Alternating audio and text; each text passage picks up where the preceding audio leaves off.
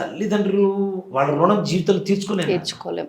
అంటే ఏదో కోపంలో మన కోపిక నశించి ఒక మాట అన్నా మళ్ళీ వాళ్ళు మనం దగ్గర తీసుకుంటారు, మనం అహంకారంతో దూరంగా ఉన్నా గానీ ఇంత ఘోరంగా తీసుకెళ్లి వదిలేయటాలు ఇలాంటివి అసలు ఎలా మనసు ఒప్పుతుందో పరిస్థితులు చేస్తున్నారు పిల్లలు. నిజంగా మన తల్లిదండ్రులు తీసుకొని మనం వదిలేస్తాను అన్న, అవును, మన పిల్లలు తీసుకొని మనం వదిలేరా? ఖచ్చితంగా రిపీట్ చేస్తారు కదా, మనం ఏం చేస్తే అదే చేస్తారు. మనం ఏం చెప్తే అది వినరు, మనం ఏం చేస్తున్నామో అదే చేస్తారు పిల్లలు కూడా తప్పనిసరిగా. మనల్ని కూడా తీసుకెళ్ళి రేపటి రోజున అక్కడ వదిలేసి వస్తారు. తాతా మనవుడని రాజబాబు గారు, ఎస్పీ రంగారావు గారి సినిమా మా చిన్నప్పుడు చూసే ఒకటి. ఆయన తండ్రి ఒక అబ్బాయి కొడుకు తండ్రి కోసం గొయ్యి తవ్వుతూ ఉంటాడు, వీడు కూడా పక్కన గొయ్యి తవ్వుతూ ఉంటాడు.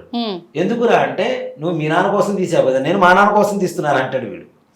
మనం ఏం చేస్తే అదే చేస్తారు. తల్లిదండ్రులు దయచేసి ఎక్కడ వృద్ధాశ్రమాలు చేర్పించకండి, మహాపాపం.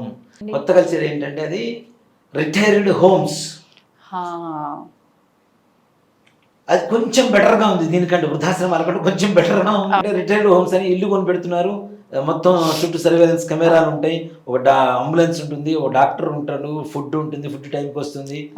ఇప్పుడు అది కూడా భారం అయిపోయింది, ఎందుకంటే ఇంత పెద్ద కొంప కొని పెడతారు ఇల్లు, దాంట్లో ఇద్దరే ఉంటారు. అది ఒక్కరోజు పని మనిషి రాకపోతే క్లీన్ చేసుకోవాలంటే మొత్తం వీళ్ళ పనే కదా, అది కూడా బాధ అవుతుంది. కాబట్టి దానికి కూడా తగ్గట్టుగా